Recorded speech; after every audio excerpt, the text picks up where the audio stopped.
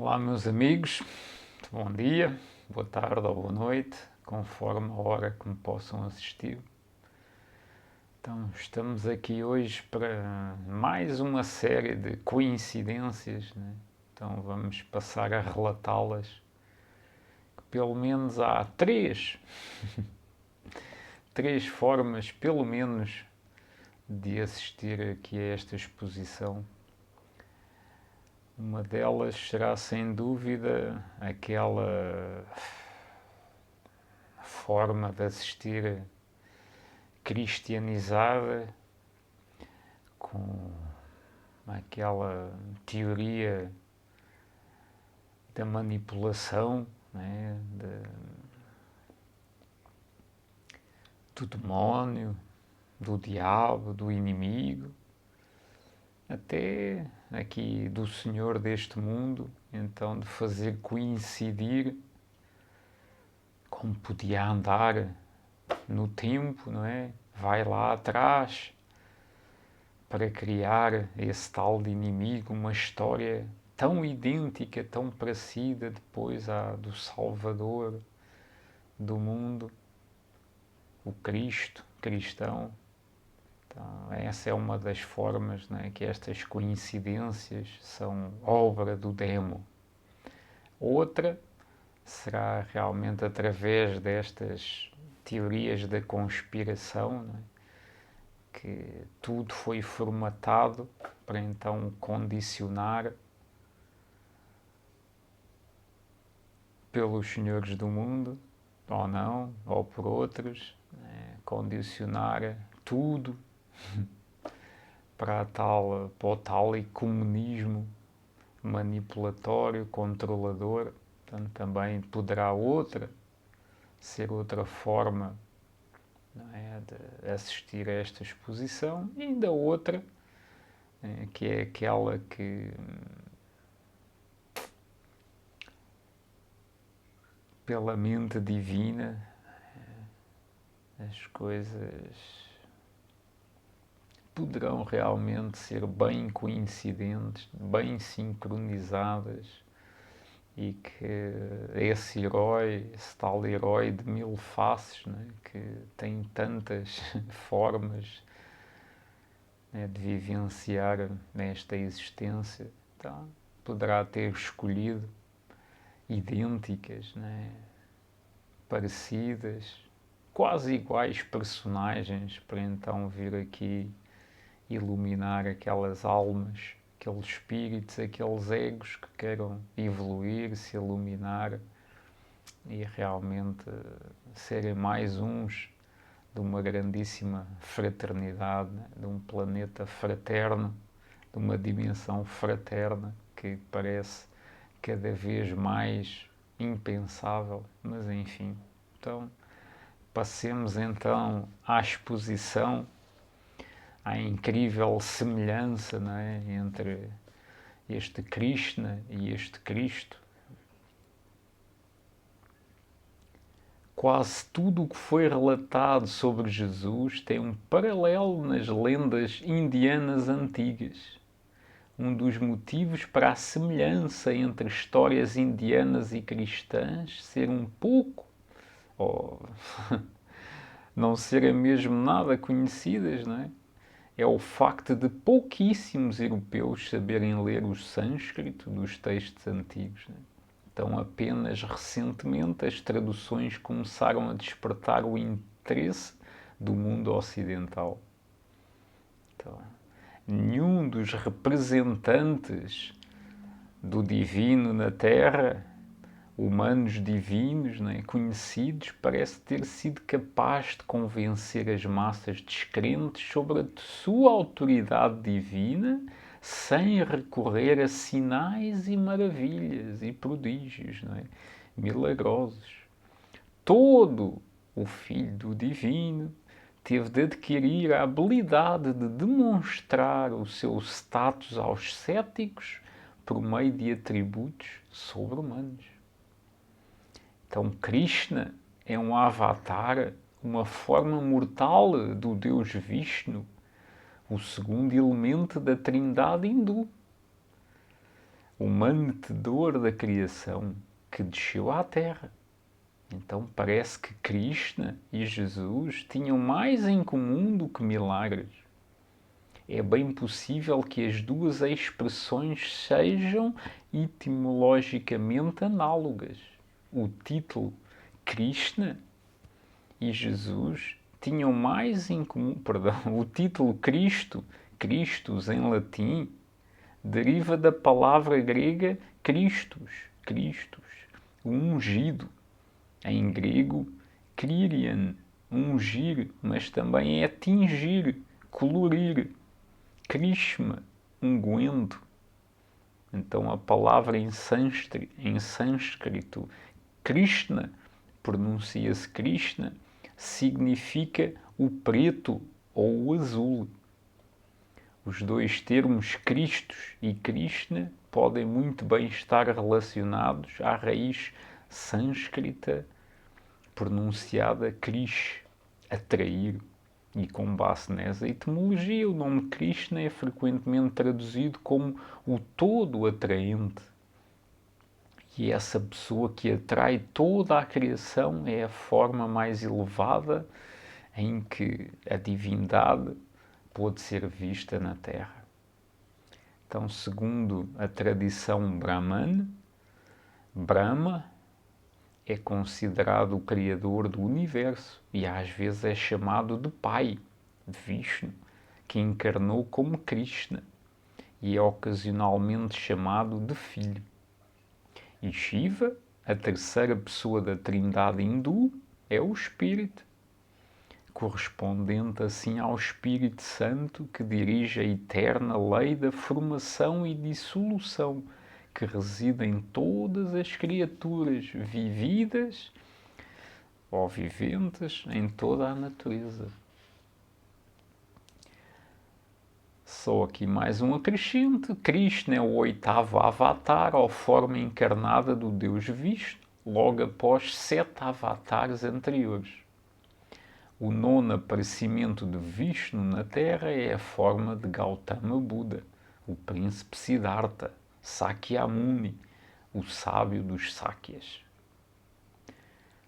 Então, passemos então a esta breve exposição de Krishna e Cristo. De acordo com as fontes mais antigas, há cerca de 5.000 anos, o Senhor Vishnu apareceu na forma de um homem na presença da donzela Devaki, feita para Deus, um membro da casa real. Devaki caiu em um êxtase e foi eclipsada pelo Espírito do Divino, que lhe chegou ao esplendor da sua divina majestade, para ela conceber uma criança. A tradição fala de uma anunciação. Bendita sejas, Devaki, entre as mulheres, bem-vinda entre os santos rishis. Foste escolhida para o trabalho da salvação, e ele virá como uma coroa luminosa. Céu e terra ficarão repletos de alegria.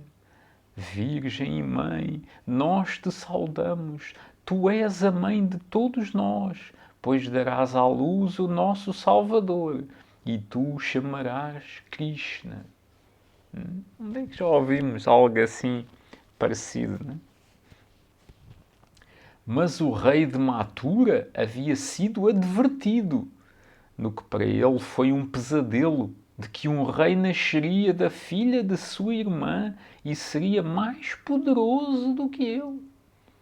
A donzela Devaki escondeu-se nos campos com o seu recém-nascido, na companhia de alguns vaqueiros, e milagrosamente a criança escapou dos soldados que haviam sido enviados pelo rei para matar todos os recém-nascidos. De acordo com outra versão da tradição, o rei Kansa de Mathura viu uma estrela cadente e perguntou a um Brahmane o seu significado. O homem sábio respondeu que o mundo se tornara um lugar ruim e a ganância das pessoas por ouro com as dificuldades da vida fizeram com que o Deus enviasse um Redentor.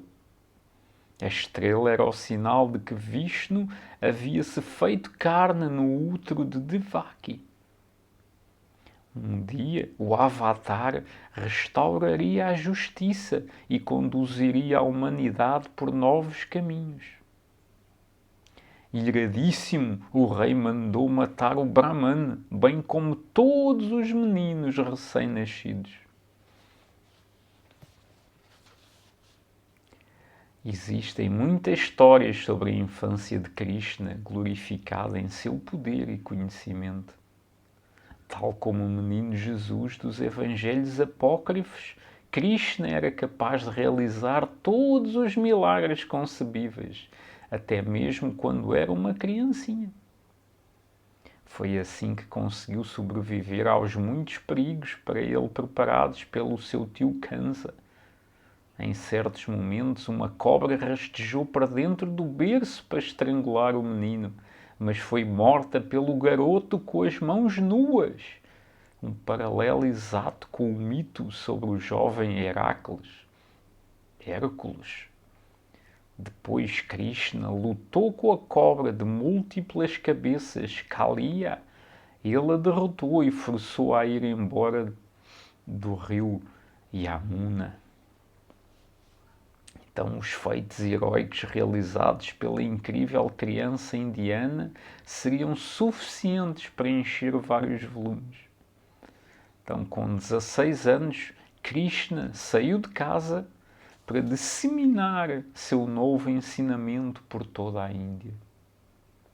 Ele pronunciou-se contra a corrupção entre o povo e os príncipes em todos os lugares, apoiando os fracos contra a opressão, e declarou que viera à terra para libertar o povo do seu sofrimento e pecados, para expulsar o espírito mal e restaurar a lei da retidão.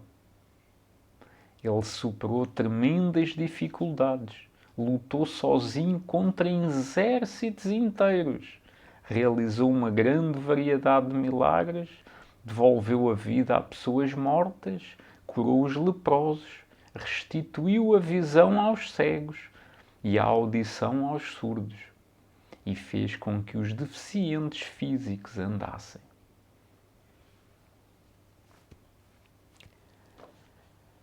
Ele acabou angariando um grande número de discípulos que o apoiavam com zelo e dariam seguimento ao seu trabalho. As pessoas chegavam a ele de todos os lugares para ouvir os seus ensinamentos e para maravilhar-se com os milagres que realizava. Ele foi honrado como um Deus e aclamado como o verdadeiro Redentor que havia sido profetizado pelos anciãos. De vez em quando, Krishna isolava-se por um tempo, deixando os seus discípulos por conta própria, a fim de testá-los, e voltava quando os discípulos passavam por dificuldades. O movimento crescente foi monitorizado com suspeita pelas pessoas no poder, que tentaram abafá-lo, mas sem sucesso. Krishna não queria propagar uma nova religião, mas simplesmente renovar aquela já existente e limpá-la de todas as parvoíces e abusos. Seus ensinamentos estão na forma de parábolas poéticas, aforismos e analogias muito parecidas com os ensinamentos registados de Jesus. Estes ensinamentos estão contidos no Bhagavad Gita, que apresenta os princípios morais puros e superiores de uma visão de vida sublime, de uma forma bastante simples, para que todos pudessem entendê-los. E assim Krishna ensina aos seus seguidores a amarem os seus vizinhos. Ele louva o respeito pelo indivíduo, conclamando-nos a compartilharmos o que temos com os pobres, a praticarmos boas ações por puro altruísmo e senso de justiça, e a acreditar na eterna bondade do Criador. Ele nos instrui a vencer o mal com o bem, a amar os nossos inimigos e proíbe a vingança. Consola os fracos, condena a tirania e ajuda os infelizes. Ele mesmo vive na pobreza e se dedica aos pobres e aos oprimidos. Não possui qualquer vínculo pessoal e defende a castidade. Krishna também passa por uma transfiguração. O Filho do Deus se mostra a seu discípulo favorito, Arjuna, em milhares de formas divinas simultaneamente. E diz: quem fizer tudo por mim, encontrar-me-á em tudo, sempre adorar-me-á, amar tudo o que eu fizer e a mim, apenas pelo amor. Este homem, Arjuna, a mim deve vir. Por fim, Krishna, tal como Aquiles, permite que uma flecha o atinja no pé, marcando o final da sua vida predestinada na Terra. Porém, quando os seus seguidores procuraram o seu corpo, ele não é encontrado, pois ascendeu aos céus. A lenda de Krishna talvez seja a fonte mais antiga que contribui para a mística figura de Jesus, o Cristo. Mas semelhanças com as lendas também de Dionísio Baco, datadas por volta do século VIII a.C., são igualmente surpreendentes. E além das altas culturas da Grécia e de Roma antigas, a cultura da Pérsia antiga, que também teve as suas personalidades de Salvador Redentor, da mesma forma influenciou decisivamente as ideias escatológicas e apocalípticas da religião cristã. Então, ficam aqui com esta exposição. Irão interpretá-la da forma que bem entenderem, da forma que puderem, não é? Que tudo tem o seu tempo, tudo tem a sua hora. Se eu próprio a ouvisse há 10, há 5, há 1 ano atrás, realmente iria interpretá-la de muitas formas diferentes. Claro que tudo aqui, sem dúvida, é sempre manipulado para a manipulação, não é? Passa a redundância, não é? Sempre para o controlo, não é? Sempre a controlar bem os fiéis, o gado, os crentes, não é? Aqui aquela citação, não é, que Krishna não veio anular a religião, mas sim a renová-la, modificá-la, atualizá-la, não é? Tal como dizem que o mesmo Jesus, não veio anular, mas cumprir, mas seguir, reformular a própria lei mosaica, não é? Então, tudo pode ser manipulado, meus caros amigos. Tudo nesta dimensão tem sempre os dois lados, não é? O lado libertador e o lado controlador, manipulador, castrador. É a mesma coisa, mas tem as duas faces. Então, depois cabe a nós, através do nosso livre-arbítrio, realmente escolher qual das duas faces pretendemos, não é? A prisão, pelo menos, tem sempre o seu lado normal, seguro, QB, né?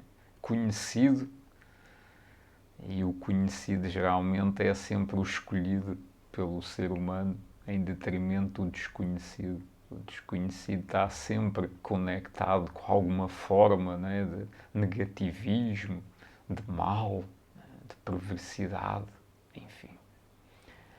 Então ficam aí com ela e espero que possam aí deixar os vossos comentários, as vossas opiniões ou não. É convosco. Então, até uma próxima.